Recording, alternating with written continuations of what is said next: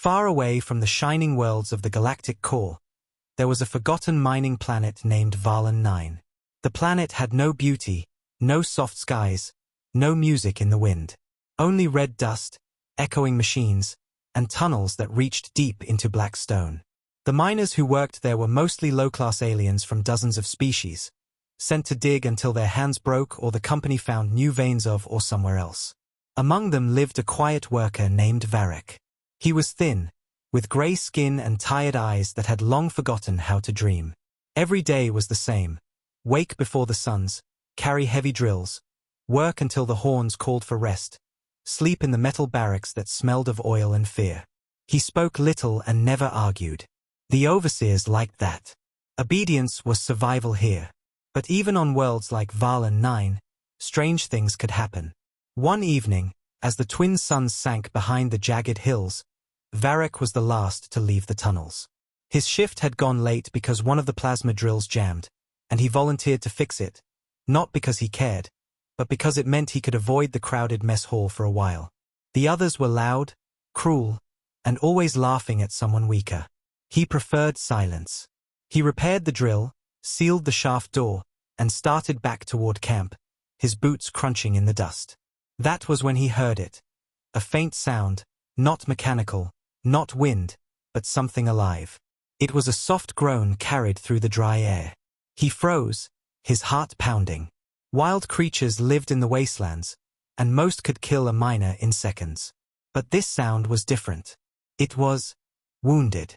He turned his head slowly and followed the echo toward an old, abandoned tunnel entrance, half collapsed and long sealed by the mining company. The warning sign still flickered weakly.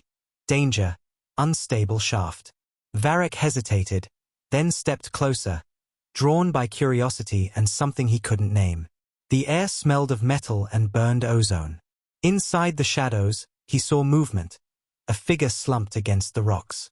At first, he thought it was another miner, maybe lost or drunk. But as he moved closer, his eyes widened. The shape was wrong, broader shoulders, longer limbs, strange armor made of dark plates cracked by fire. A faint blue light blinked weakly on the chest. And the face, pale skin, blood on the lips, eyes closed but unmistakably different. It was a human. Varek's breath caught in his throat. He had heard stories as a child, myths of the Terrans, the ancient species that once burned across the stars, only to vanish after the great collapse centuries ago. Some said they destroyed themselves. Others said they ascended beyond the galaxy. But everyone agreed on one thing: humans no longer existed. And yet, here one was, breathing, dying, right in front of him. He knelt beside the stranger, unsure what to do. The human's suit hissed with tiny leaks, and the faint blinking light on the chest slowed. Varek reached out carefully, touching the surface of the armor. It was hot, scarred, and covered with symbols he couldn't read. The man's hand twitched, reaching for something. Varek saw a small metal tag attached to the wrist, burned letters that looked like they once formed a name. Only one word was still clear: Earth. Varek looked around nervously. If the overseers found this creature, they would turn it over to the company, and the company would sell it to the scientists in the core. No one cared about kindness here. Everything had a price, even a dying soul. He knew he should walk away. But something in the man's face stopped him. The same stubborn expression that Varek had seen in the mirror years ago before the work broke him. He dragged the human's body deeper into the tunnel, away from view, ignoring the pain in his back. The man groaned faintly, eyes flickering open for a moment. They were gray, clouded with pain, but they focused on Varek. For a long second, they just stared at each other. Two beings who should never have met, sharing the same thin breath of life. Varek whispered softly, "Stay still. I will help." The human's lips moved, but no sound came out. Varek tore off a piece of his own cloak and pressed it to a wound near the man's side. It was bad, plasma burns, maybe from a crash. There was a strange smell of scorched metal and fuel. He looked around for anything to help, but the tunnel had nothing except broken equipment and dust. He remembered the emergency rations he kept hidden in his bag, a habit he'd learned after years of shortages. He opened it, poured some of the thick nutrient paste into a small cup, and carefully held it near the human's mouth. "Drink," he said. "It's not good, but it will keep you alive." The human swallowed weakly, eyes closing again. The small blinking light on his armor brightened for a few seconds, then faded. Varric sat beside him, unsure what he was doing or why. The rules of the mining colony were clear. Anyone caught hiding an outsider would be punished, possibly executed. But as he looked at the man's face, pale and fragile yet somehow strong, he felt something he hadn't in years: purpose. He stayed with the human through the night. The tunnel was cold, and the sounds of machinery echoed faintly in the distance. Sometimes, the man would wake and whisper nonsense, words like signal, comms, and fleet. Varric didn't understand. But one word came again and again: home. When dawn came, Varric returned to the camp, pretending nothing had happened. He stole small things, medical gel, cloth, and pieces of wiring, and hid them under his jacket. He told the guards he was repairing old sensors. They didn't care enough to check. Each night, he returned to the tunnel, tending to the stranger. Slowly, the human began to recover. The burns healed. The breathing grew stronger. But the armor remained damaged, its systems dark. Varric tried to ask questions, but the human spoke little. He was cautious, always watching, always listening. Once, when Varric brought food, the man whispered, "Why are you helping me?" Varric didn't know what to say. After a long silence, he answered simply, "Because no one ever helped me." The human looked at him for a long time and nodded slowly, as if understanding something deep. He didn't smile, but his eyes softened. They sat together in silence, two strangers from different worlds, bound by one small act of mercy. Weeks passed. The company began closing mines that produced less ore. People were laid off or sent away. Rumors spread about new conflicts in the core. No one cared about one quiet worker. Varric continued his visits until one night. When he reached the tunnel, the human was gone. The armor was repaired, the burns completely healed, and the only thing left was a piece of cloth folded neatly on the ground. On it, written in strange, precise letters, were two words: "Thank you." Varric stared at the words for a long time, feeling a strange ache in his chest. He looked up, and for the first time in years, he noticed the stars. They seemed brighter, closer somehow. He whispered into the dark, "You're welcome, whoever you are." The next day, the mining company sealed the tunnels permanently after detecting strange radiation near the site. Varric tried to tell the others, but no one cared. They laughed at him when he mentioned a human. "A human," they said mockingly. "Maybe next time you'll say you met a ghost." Years passed. The story became a joke. Varric and his invisible friend, they called it. He stopped arguing. He went back to his quiet work, kept his head down, and tried to forget. But sometimes, at night, he dreamed of gray eyes and the sound of a heartbeat deep in the stone. Then one day, everything changed. It began with the signals. At first, it was just background noise, static from the deep scanners that watched the skies.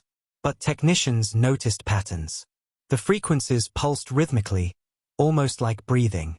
Some said it was a new kind of pulsar. Others thought it was pirates. But when the pulses repeated in perfect intervals, spelling out coordinates in old Terran code, the laughter stopped. The first official report came from a transport ship that passed near the edge of the Perseid Rift. They claimed to see something massive moving in the dark. Ships, hundreds of them, traveling in formation without any known transponder codes. Their hulls reflected no light, but sensors picked up gravitational distortions too large to be asteroids. When they hailed, no one answered. On Varlan 9, the miners didn't hear any of this for weeks. But Varric felt something long before the news arrived. The machines began to hum strangely, the ground shaking at odd hours. The sky seemed darker than usual, as if the stars were hiding. He felt restless, unable to sleep. Then one night, the alarms blared across the camp. Orbital relays had detected massive unknown contacts approaching from deep space. Everyone panicked, thinking it was raiders. But the signals were organized, precise, disciplined. When decoded, the first message was simple: debt remembered. The officers didn't understand it, but Varric did. His hands trembled as he looked toward the old sealed tunnel, where the dust still covered the words "thank you." He whispered, "You came back." The sky began to glow faintly red on the horizon. And for the first time in centuries, across the silent galaxy, the name of Earth was spoken again, not as a myth, not as a memory, but as a promise that would change everything. The weeks that followed were restless ones. Across the cold deserts of Varlan 9, miners whispered about the strange light they had seen on the horizon that night, a soft red shimmer that vanished with the dawn. The overseers called it an atmospheric glitch. The company scientists said it was plasma interference from distant storms. But deep down, the workers felt something different, an unease that settled in their bones, as if the world itself was holding its breath. Varric tried to ignore it. He told himself it was only coincidence, that the strange words on the old screen, "debt remembered," were just a signal error. But every time he walked near the sealed tunnel, he could almost feel a pulse coming from beneath the ground, faint but steady, like a heartbeat waiting for a reply. Rumors began to spread through the outer colonies. Freight convoys vanished near the Perseid route. Asteroid miners reported seeing black shapes drifting between the stars, silent, massive, moving with unnatural precision. A trader from the Orion Belt swore he saw one of those ships up close. Dark hulls with no lights, no markings, only the faint reflection of stars sliding across their surfaces like liquid metal. When he tried to approach, his ship's systems shut down completely. For hours, he floated dead in space, until the strange vessels disappeared. When power returned, every navigation file had been wiped clean, except one new message in his logs. 4 words: humanity remembers its own. The Galactic Council dismissed the reports at first. They had long believed humans were extinct, their world reduced to ash during the collapse. But then came the coded transmissions, rhythmic pulses hidden in subspace, using encryption protocols older than any living species. The scientists tried to decode them but could only translate fragments, coordinates, timestamps, and that same repeating phrase, "debt remembered." Panic spread quietly among the military sectors. The last known human wars had reshaped entire star systems. If even one Terran fleet had survived somewhere beyond the void, the balance of power could collapse overnight. Varric didn't know any of this yet. News traveled slowly to places like Varlan 9. But the mood on the planet was changing. The overseers grew nervous, watching the skies more than their workers. Patrol ships began to pass overhead more often. The company installed new communications towers, claiming it was for safety, though no one believed that. Something big was happening beyond their world, and everyone could feel it closing in. One night, after another long shift, Varric sat outside the barracks, staring at the stars. The air was cold, and dust swirled in small spirals around his boots. He tried to find peace in the silence, but the memories wouldn't leave him.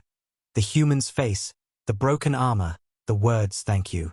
He told himself it had been years ago, that maybe he had imagined it all, but the feeling in his chest told him otherwise.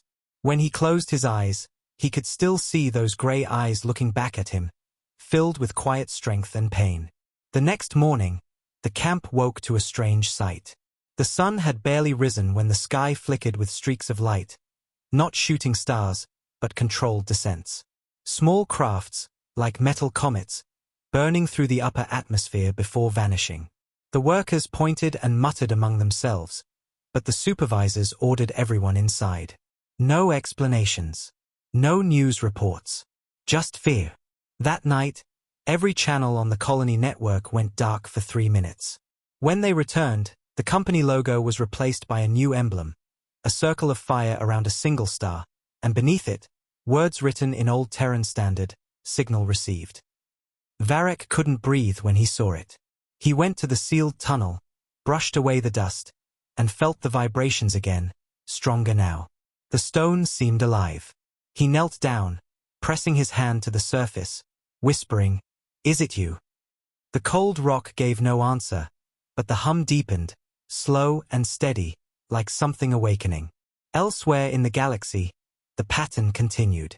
A listening post near the Kelvin belt intercepted what they believed was an automated human distress signal. But instead of calling for help, it broadcasted coordinates leading into uncharted space. When a scout team followed, they found nothing but empty stars. Yet when they returned, their logs contained an image that no one on board had captured. A Terran warship silhouette, black against the glow of a dying sun. The crew swore it wasn't real. But their captain disappeared 2 days later, leaving only a message in his quarters: "They're not gone." The Galactic Council convened in emergency session. Old species that had not spoken in centuries gathered in panic. Admirals analyzed the data, historians dusted off forbidden archives, and for the first time in 1,000 years, the word human was spoken aloud in the Senate chambers. Some laughed nervously, calling it superstition. Others remembered their ancestors' warnings, the wars that ended empires, the sieges where entire fleets burned, the relentless will of Terran soldiers who fought even when outnumbered 100 to 1. No one wanted to believe that kind of creature could still exist. But the evidence kept coming. The strange thing was, the signals were not hostile. There were no demands, no threats. Just patterns of memory, names of planets, and fragments of old star charts that matched lost human colonies. It was as if something, or someone, was tracing a path backward through time, remembering every place humanity had once touched. But the military saw it differently. They saw movement, coordination, intent. They began to ready their fleets. Back on Varlan 9, life continued under a heavy silence. The company suspended all off-world transport. Ships came and went without explanation. Rumors spread faster than oxygen leaks.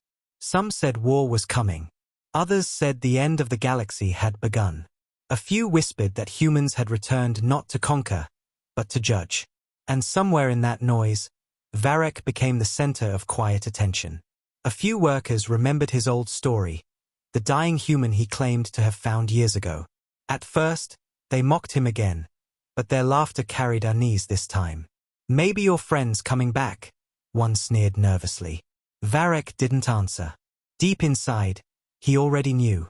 That night, when the power grid flickered again, Varek looked out of his window and saw the stars shifting unnaturally. At first he thought it was his imagination, but the patterns were too precise. Constellations bending slightly, lines forming symbols that glowed faintly before fading. Across the planet, communication screens flashed white and displayed a single phrase in Terran script: "For the kindness returned." The same words appeared on ships, outposts, even the council stations at the core. It was as if the entire galaxy had been marked by an unseen hand. The miners gathered outside, staring at the sky in terrified silence. There was no sound, no ships, only a deep crimson glow spreading along the horizon, faint but growing. It looked like dawn, but the suns hadn't risen yet. Then, slowly, like ghosts emerging from mist, hundreds of dark shapes moved across the stars. They were enormous, sleek, angular, and silent. Not like the bright metallic designs of the council fleets. These ships looked alive, forged for war and survival. Some swore they could feel a low hum passing through the ground as they drifted overhead. The planetary defense grid activated, sending signals to the orbital platforms. But before a single cannon could charge, all systems went offline. Every light, every engine, every weapon, dead. The sky pulsed red once more, and the shapes vanished into darkness. No attack followed. No explosion. Only silence. In the galactic core, reports arrived from 100 worlds describing the same event. Massive unidentified fleets appearing, disabling all power, then vanishing. Some planets were left with small tokens on the ground. Old Terran flags, dog tags, or small metallic objects engraved with phrases like "in memory of kindness." No one understood what it meant. But those who had studied human history began to connect the pattern. Every one of those planets had once harbored survivors, refugees, or allies who had helped humans during their darkest wars.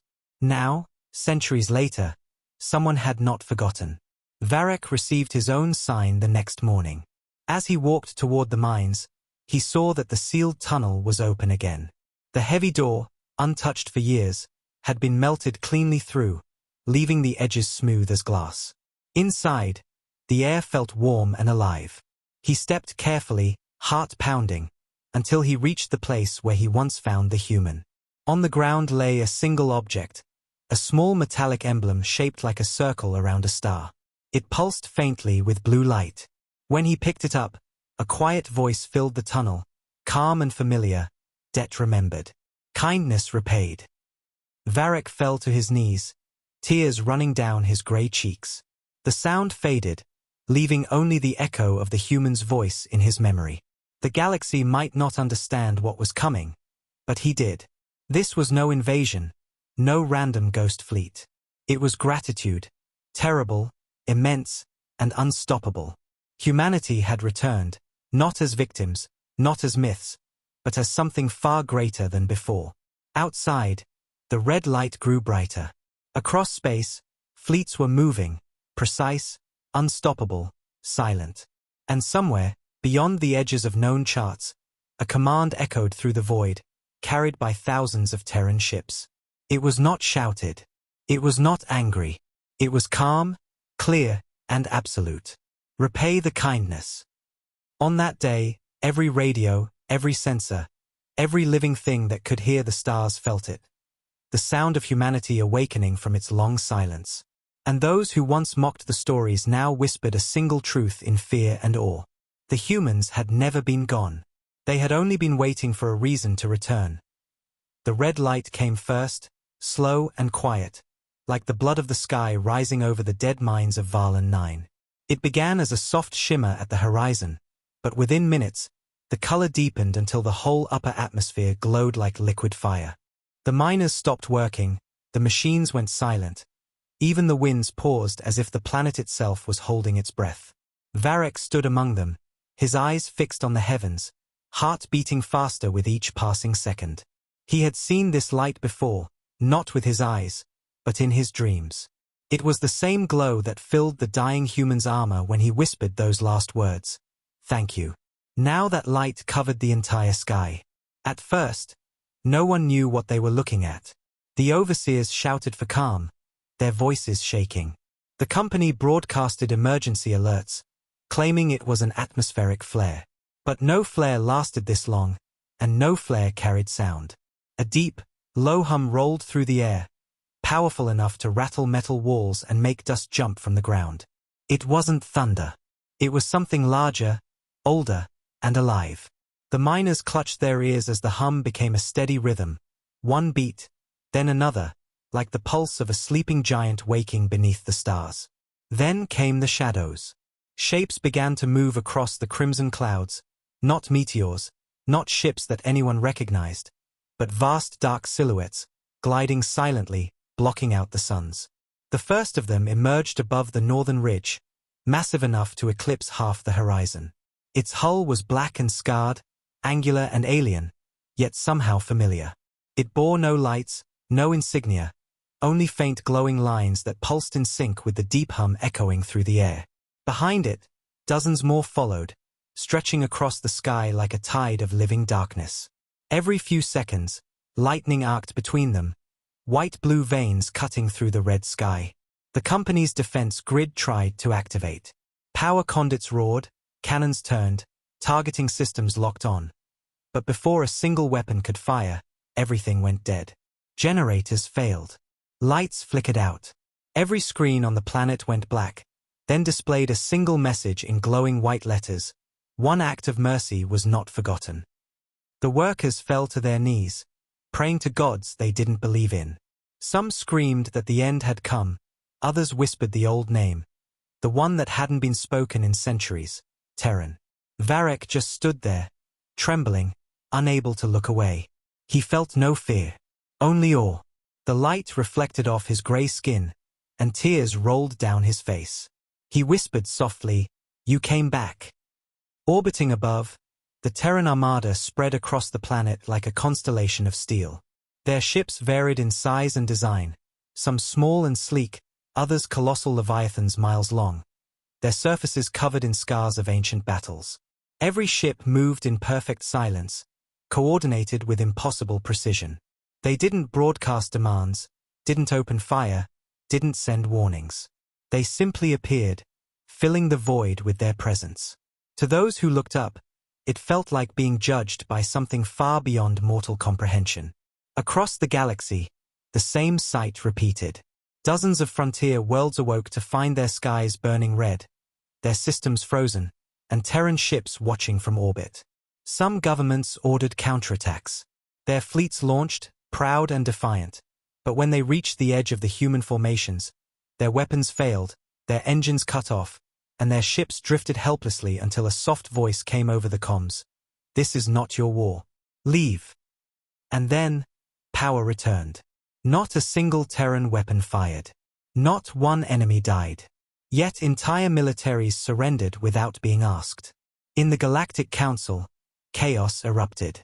Senators screamed, admirals argued, scientists denied the impossible. Humanity had vanished 500 years ago. No trace, no signals, nothing. And now, suddenly, hundreds of Terran warships were appearing everywhere at once. Ships so advanced that their energy signatures defied measurement. Their hulls built from materials unknown to any science.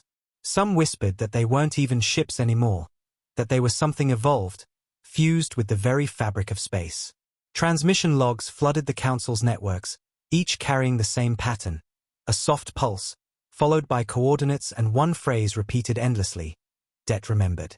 The Council leader, a pale, insectoid elder named Vrelka, slammed her claws on the table. They are making a mockery of us. They should be contacted immediately, she cried. But even as she spoke, a holographic image appeared in the center of the chamber, not projected by any known device. It was a human face, featureless and calm, eyes like faint stars.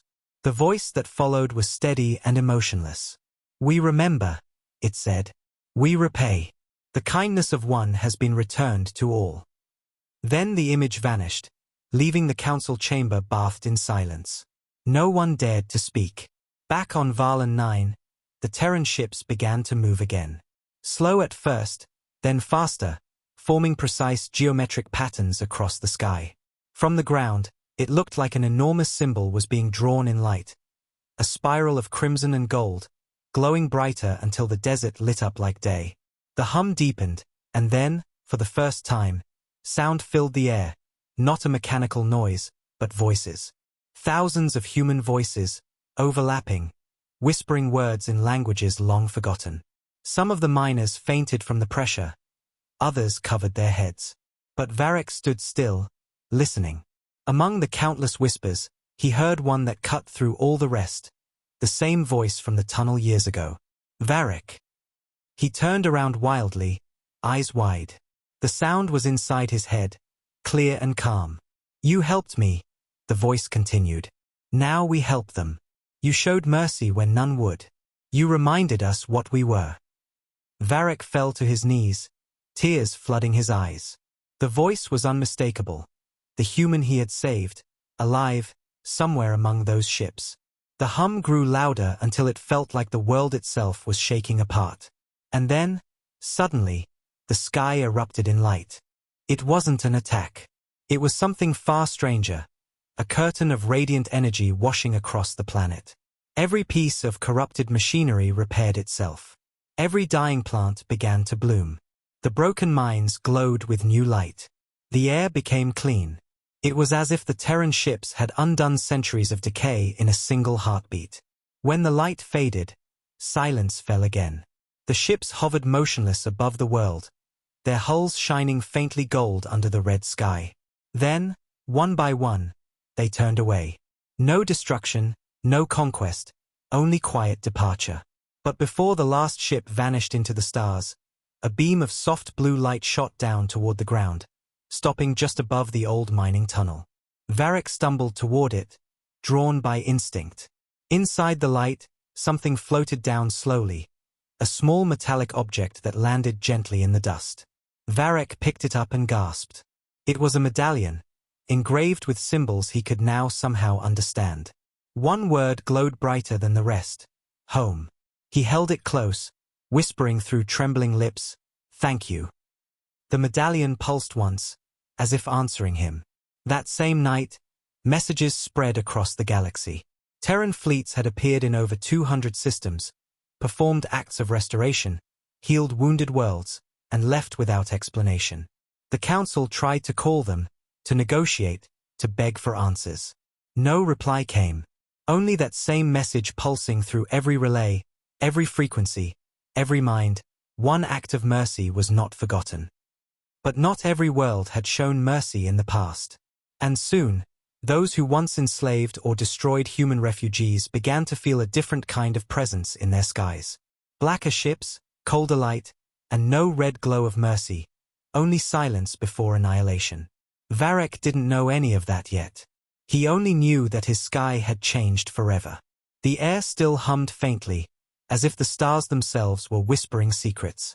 He looked up and saw trails of light disappearing into the distance, each one carrying a piece of a promise that the humans had returned, not as conquerors, but as memory made flesh. He thought of the dying man in the tunnel, of the quiet gratitude in his eyes, and he understood now that even the smallest kindness could ripple through eternity.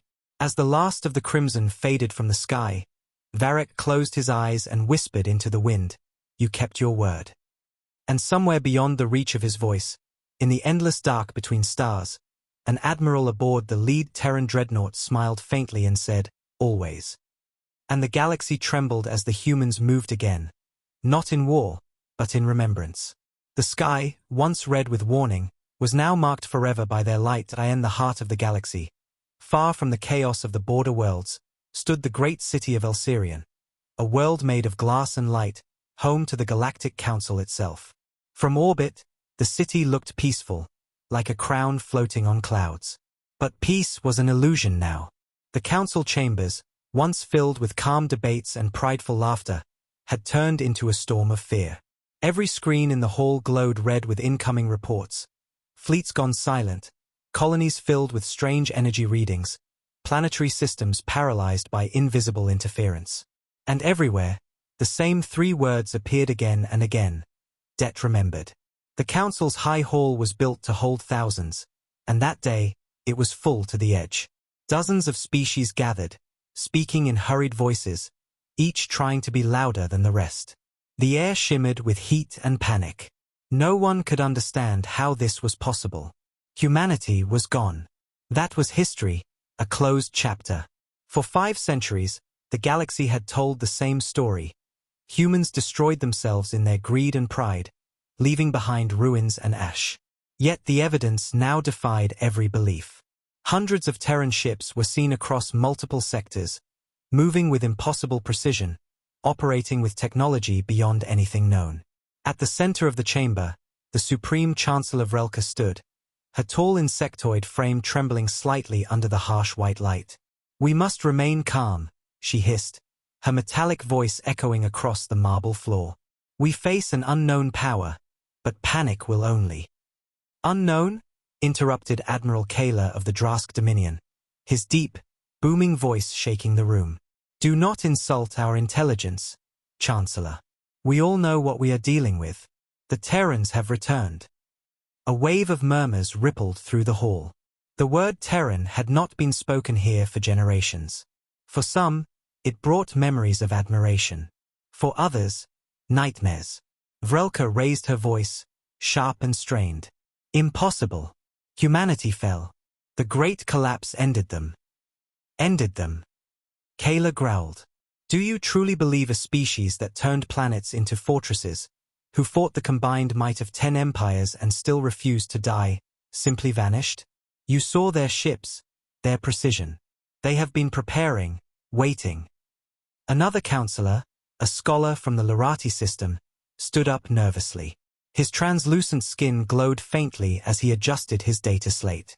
"The pattern of their movements is strange," he said softly. "They are not attacking. They are visiting specific systems. Many of those worlds are ancient, forgotten colonies. Some predate the Council itself." "Precursor routes," someone muttered. "Old Terran trade paths." The scholar nodded. "Yes. And in each of those systems, something happens, restoration, not destruction. Our probes show atmospheric cleansing, power grid reactivation, even healing of biological systems. It's as if they're repairing what we broke." Silence fell. The idea hung in the air like a blade. Admiral Kayla leaned forward. Or they're preparing the ground for invasion. Don't be fooled by mercy. Humans have always fought in strange ways. They make you believe you're safe before they strike. The Chancellor opened her mandibles slightly, an old sign of nervousness. Then what would you suggest, Admiral? War. Kayla's voice dropped to a low growl. War is already here. The question is, will we survive it? Across the room, a tall, robed figure rose from the shadows. His face was hidden beneath a hood, but his voice carried the weight of age and memory. I warned you, he said quietly. The crowd turned toward him in confusion. You dismissed the warnings, destroyed the archives, buried the truth. You said humans were gone, but they never leave debts unpaid. Who are you? Demanded the Chancellor. The old being lifted his hood. His skin was pale and ridged with deep scars. His eyes glowed with faint blue light. Archivist Tharian, keeper of the Forbidden War records, he said. I am one of the few who remembers what it was like when humanity fought. The hall fell silent. Everyone knew the war records had been sealed after the collapse. Tharian walked slowly toward the center of the chamber, his staff tapping against the floor. You call them extinct, he said, because it is easier to believe a ghost than a consequence. But they were never gone. They were rebuilding, in silence, beyond the rim, where no one dared to look. I saw the aftermath of their wars. I saw planets turn to glass not because of hatred, but because humans refused to surrender when mercy was denied. They fought for each other, for memory, for debts owed. He raised his staff, and a projection filled the air, images from the ancient wars. Human warships, battered but unbroken, cutting through fleets 10 times their size. Soldiers in burned armor, holding lines against alien invaders with nothing but stubborn defiance. And above them all, a single flag, black and silver, with the emblem of Earth glowing faintly in the wind. The chamber trembled with the echo of the old recordings, human voices shouting, not in rage, but in unity. Listen, Tharian whispered. Do you hear it? That is what returned to your skies. The Chancellor's voice shook. But why now? Why after centuries? Tharian's expression softened. Because someone showed them kindness. The hall stirred with confusion. Kindness? Repeated Admiral Kayla bitterly. You expect us to believe that an entire armada moved for sentiment. Yes, Tharian said simply. It is how they are. You see, to them, kindness is sacred. Every good deed is a promise, every betrayal a curse. They do not forget. Not in 1 generation, not in 10. If one of them was saved, helped, protected, then somewhere in the quiet corners of their mind, they wrote it down, and they remembered. And now they are paying that debt. The counselors looked at each other in disbelief. But before anyone could speak, the chamber lights dimmed. The holographic screens flickered. A deep hum filled the air, the same sound heard across hundreds of worlds. A new image appeared, projected by no device, no source. It was a human figure, cloaked in shadow, standing amid faint starlight. The voice that spoke was calm, steady, and unmistakably human. We do not come to rule, it said. We do not come to destroy. We come because one among you remembered compassion. One of yours saved one of ours when no one else would. That act has reached us, carried by time and silence. We return what was given, in full measure. Gasps echoed across the chamber. The voice continued, soft but firm. But know this, as kindness is repaid, so too is cruelty. We remember those who enslaved, who hunted, who betrayed. And for them, the stars will burn red. The hologram faded. For a long moment, no one moved. Then panic erupted. Dozens of voices shouted at once. They are threatening us. We must prepare our defenses. We cannot fight them. Hide the core systems. Vrelka slammed her clawed hand against the table. Silence, she screamed. Order must be restored. But her voice broke under the weight of chaos. She turned to the council guards. Seal the chamber. Outside, Alarms wailed as communications flooded with reports. Terran fleets had surrounded the border sectors, not attacking but blocking all exits. No trade ships, no military vessels could enter or leave. Entire star clusters were now under silent human watch. The Council's empire had become a cage, and the humans were the walls. In the darkness of her private chamber later that night, Chancellor Vrelka stared at the holographic map. Red lights marked every Terran presence. They were everywhere. She whispered softly to herself, "All this, for kindness." Behind her, the old archivist's voice echoed, "You still don't understand. To them, kindness is a seed. When you plant it, they make sure the galaxy remembers who planted it. They are builders, destroyers, dreamers, but above all, they are keepers of debts. They remember both mercy and pain." Vrelka turned slowly. "And what do you think will happen to us?" Tharian sighed, his eyes distant. "That depends. Did we ever show them kindness?" No answer came. Only the quiet hum of the stars outside, glowing faintly red. And across the void, aboard the lead Terran flagship, a lone human admiral stood before the vast observation window, watching the Council world spinning far below. His reflection flickered against the glass, his expression calm and unreadable. "The Council trembles," he said quietly. "Good. Let them remember what fear feels like. It will remind them how mercy once felt, too." He turned toward his crew, thousands of humans standing in perfect silence. "Hold position. No attacks. No words. Just presence. Let them see what kindness returned truly means." The stars reflected in his eyes as he whispered one last line, "We remember the one who saved us. The rest will remember why we never forget." And the red light of the Terran Armada burned brighter across the galaxy, not as a flame of war, but as the glow of justice long delayed. The red haze over Varlan 9 had faded weeks ago, but the world had not gone back to normal. It couldn't. The silence that followed was worse than any bombardment, for everyone knew the Terrans were still out there, watching, waiting, remembering. Ships no longer came or left. The company abandoned its posts, leaving the miners behind. The communications towers remained dead, and even the stars above seemed different, as if the constellations had shifted, realigned, to stare down upon them. The few who still worked in the tunnels did so quietly, avoiding each other's eyes. At night, the air hummed faintly, and sometimes, if you stood still enough, you could hear a whisper coming from deep underground, like a memory speaking to the stones. Varek had grown thinner, older, his face marked by exhaustion. But his eyes carried something new, a strange calm, the kind that comes when a man realizes his life has already changed forever. Every evening, he would walk alone toward the old mining shaft, the one where he had found the human years ago. The door was gone now, melted smooth by Terran light, leaving behind a corridor of dark glass that led deeper into the earth. The walls still pulsed faintly, carrying a rhythm like a living heartbeat. Some miners said he was mad, that he talked to ghosts. They didn't understand. For Varek, the ghosts had names. They were not gone. One night, as the twin suns sank below the jagged horizon, a new light touched the sky. It wasn't red this time. It was silver, sharp, and cold. A streak that split the heavens in silence. Then another. And another. Varek's heart froze as the air began to vibrate with that deep, familiar hum. The ground trembled, the clouds bent outward, and for a moment, it looked as if dawn had come early.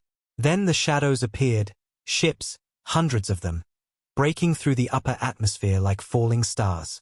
Their hulls glowed faintly with soft white light instead of the old crimson. The sound was not war this time. It was something gentler, almost peaceful, but it carried the same power that made the galaxy tremble. The people of Varlan 9 ran out of their shelters, staring upward. The Terran fleet had returned. The ships didn't attack, didn't even speak. They simply hung in the air, enormous, motionless, their presence heavy enough to silence the planet itself. The air crackled with static energy, and dust lifted from the ground as if drawn upward by invisible gravity. Then, from the largest ship, a beam of light descended, striking the old mining sector directly. It wasn't a weapon, It was pure white, soft and clean, cutting through the night and illuminating every rock, every scar, every broken machine. Varric walked toward it, unable to stop himself. The others shouted at him to stay back, but he didn't hear them. His feet moved on their own, carrying him across the empty field, his heart pounding so loud it drowned out the hum. As he reached the edge of the beam, the air grew still, warm, and silent.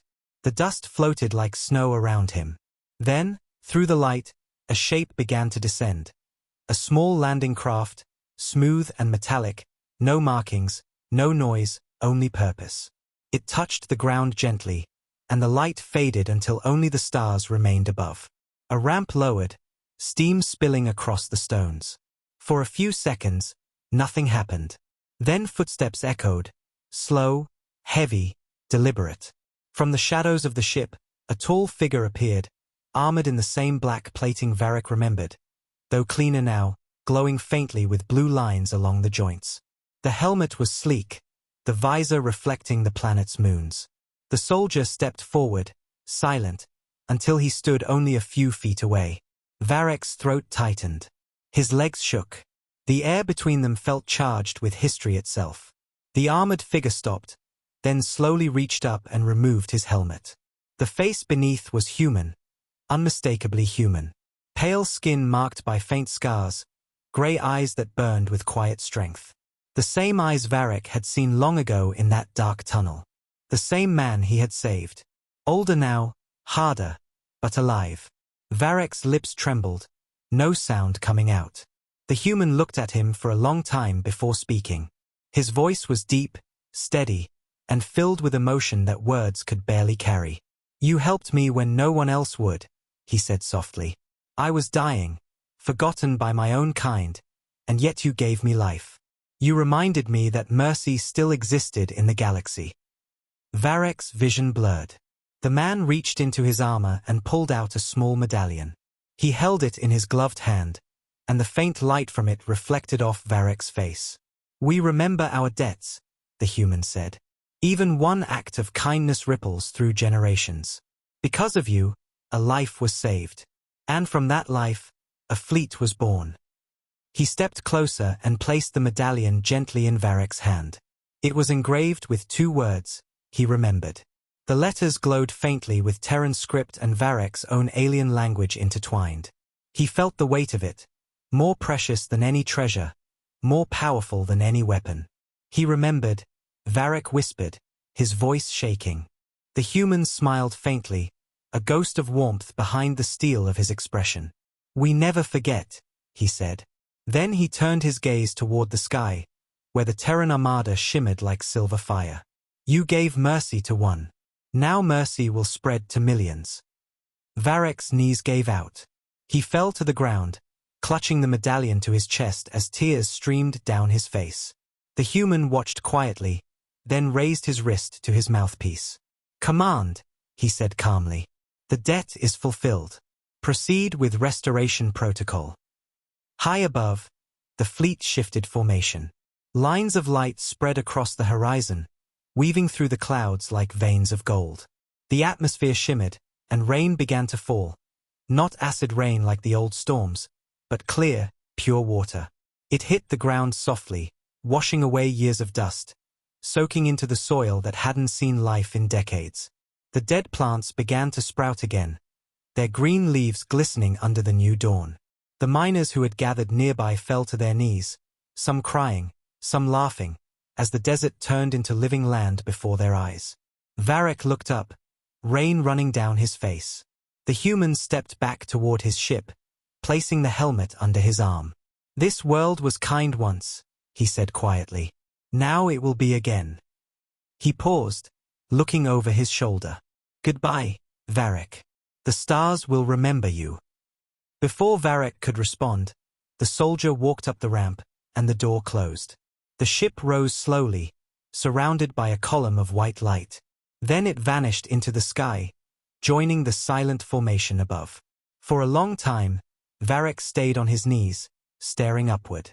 The clouds cleared, revealing the endless spread of Terran vessels, glinting in the starlight. And then, like falling embers, They began to leave, one by one, disappearing into the dark beyond. When the last ship vanished, only the medallion's glow remained, faint but steady.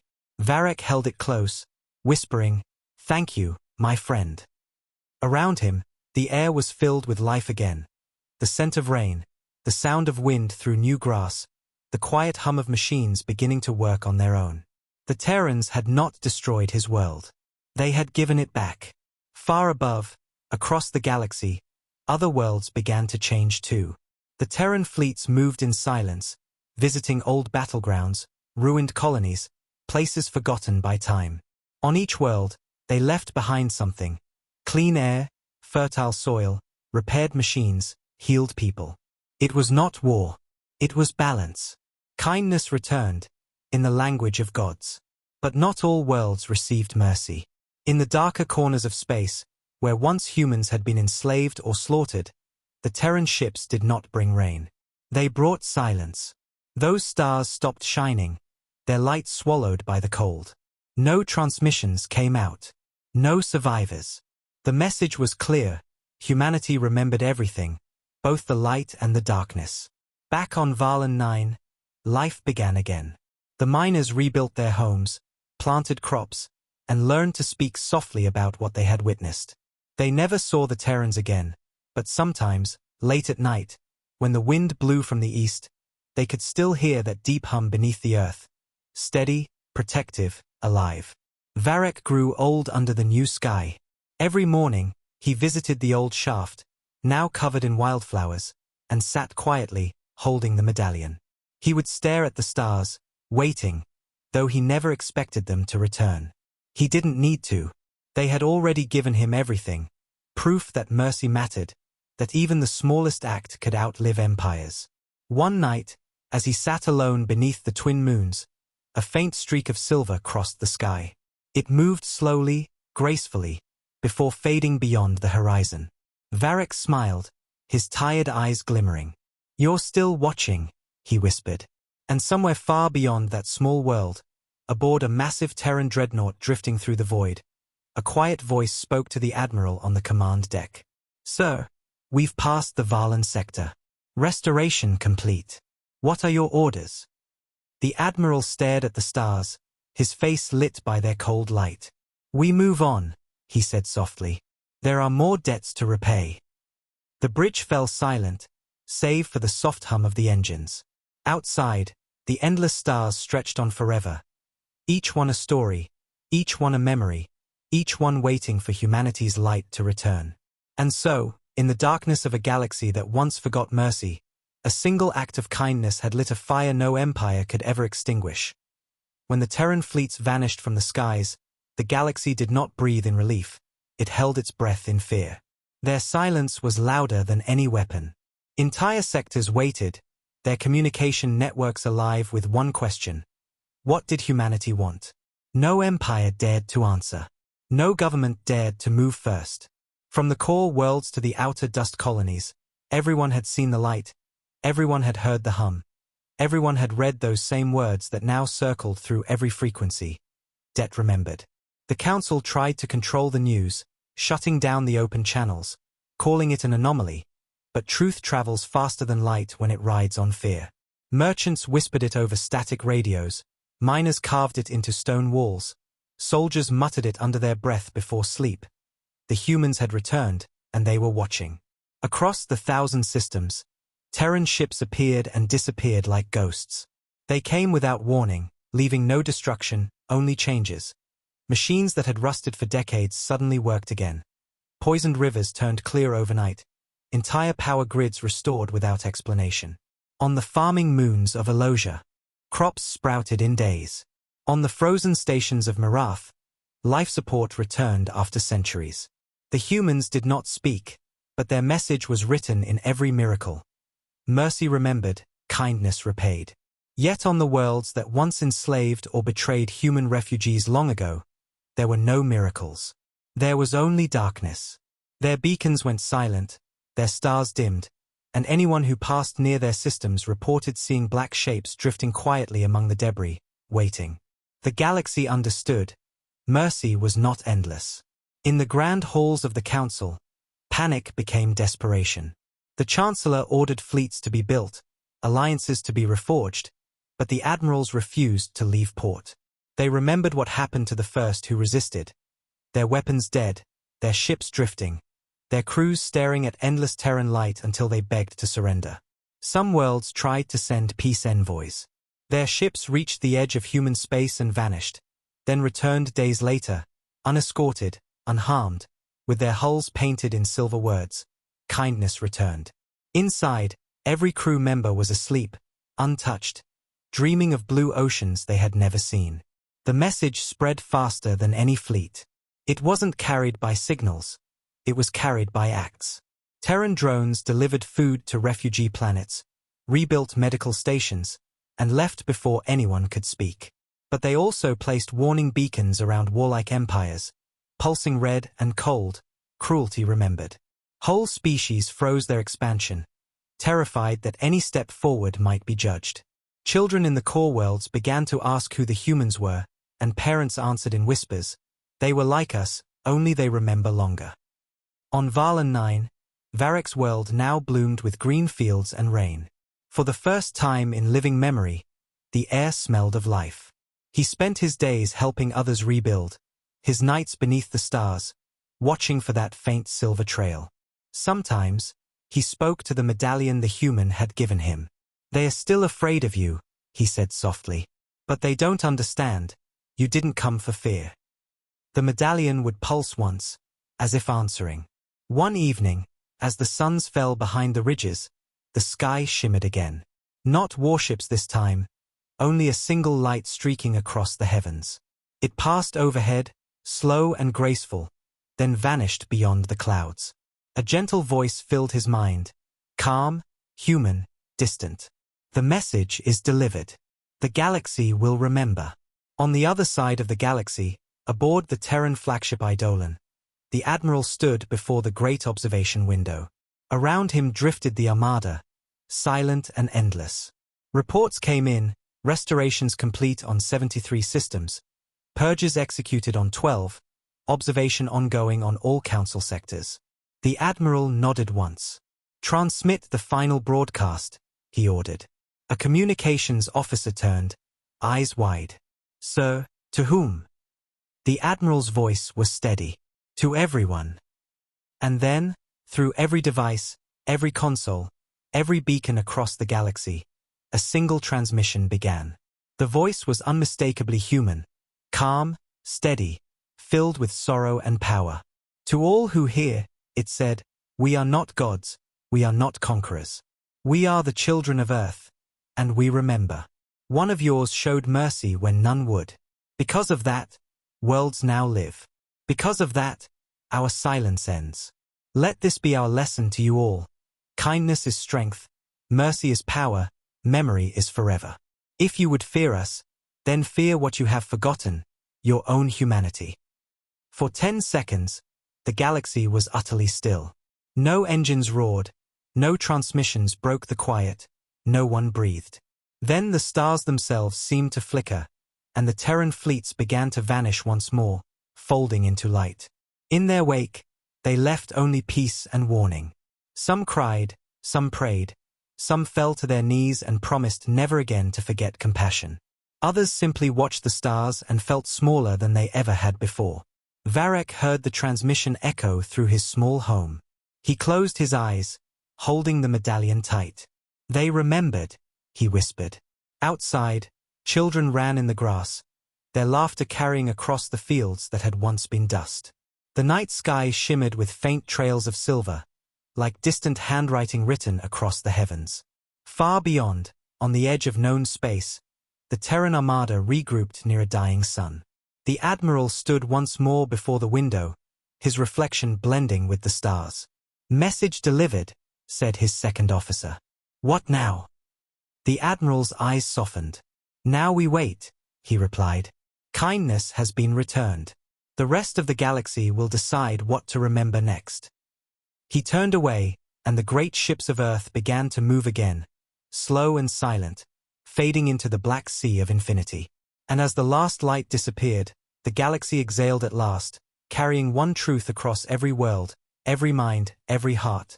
That even in a universe of endless darkness, one act of mercy could burn brighter than 1,000 suns, and humanity would always remember. The stars were quiet again, but they no longer looked the same. They burned softer now, their light warmer, as if the galaxy itself had remembered something beautiful it had long forgotten. The Terran fleets had gone, fading back into the endless dark from which they came, but their presence still lingered in the silence they left behind.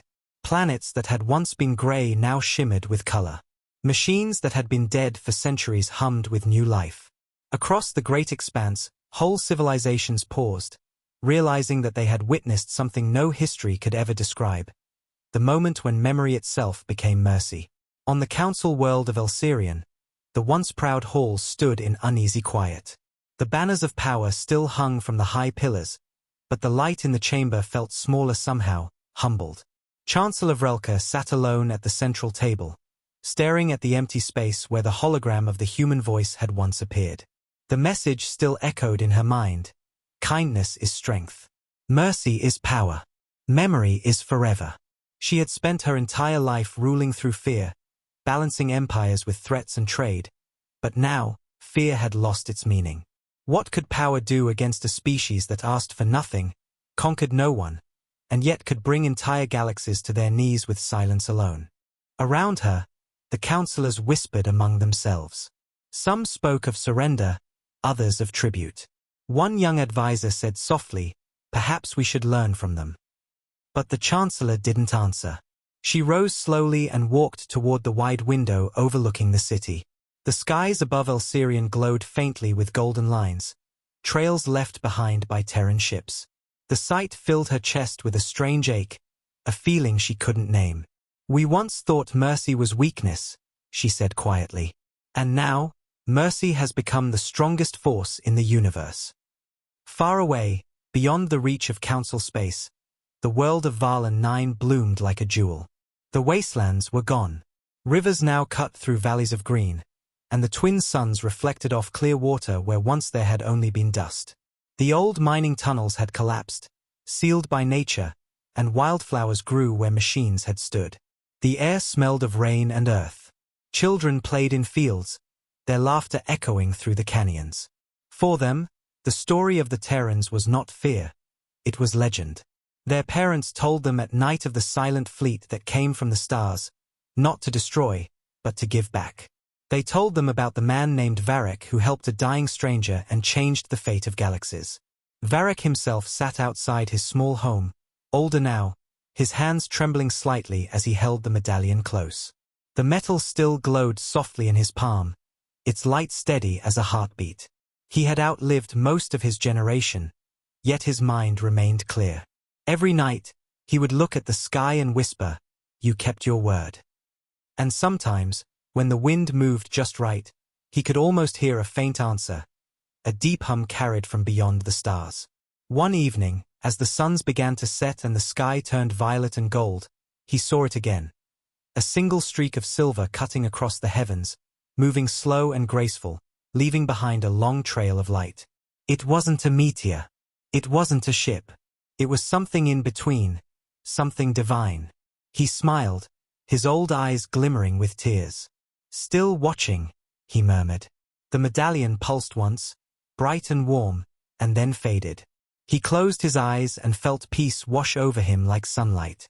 That same night, across 100 worlds, the same light appeared. Some saw it as a comet, others as a divine sign. To the humans, it was something else entirely. A reminder that their journey was not done, that kindness was still out there waiting to be found again. On the bridge of the Terran flagship Eidolon, the Admiral stood in the soft glow of starlight, surrounded by silence. Around him, the vast fleet drifted like an ocean of black glass, their engines low, their lights dim. A young officer approached him quietly. "Sir, last restoration completed. Final message transmitted to all networks." The Admiral nodded slowly. "And the one who began it?" he asked softly. "The miner." The officer's eyes softened. "Still alive, sir. His world thrives." The Admiral looked out at the stars and smiled faintly. Then our work is done. He walked toward the observation deck, the endless void stretching before him, filled with distant lights. We were forgotten once, he said quietly, more to himself than to anyone else. We became myths, ghosts, warnings. But one act of kindness pulled us back from silence. That is what they will remember. He turned to his crew, thousands of men and women who had followed him through centuries of rebuilding and patience. Set course beyond the rim, he said. The galaxy doesn't need us to rule it. It only needs to remember what mercy looks like. The fleet began to move, their engines igniting one by one until the stars themselves seemed to shimmer with motion. Slow, steady, magnificent, humanity's final procession across the heavens. As they passed through the dark, each ship left behind a faint trail of light that lingered for hours, forming patterns that connected constellations together like threads of memory. From every planet, beings looked up and saw those trails crossing their skies, and though none of them could hear the voices of the humans, they all understood what it meant. Kindness had become light. Memory had become stars. Back on Varlan 9, the night grew quiet. The winds moved gently through the grass. Inside his small home, Varric lay in bed, the medallion resting on his chest. He was not afraid of the end. He had seen too much, felt too much. He closed his eyes and whispered, "Thank you." Outside, as if in answer, the faint hum of Terran engines echoed across the horizon, soft as a lullaby. His breath slowed, his heart stilled, and his face settled into a peaceful smile.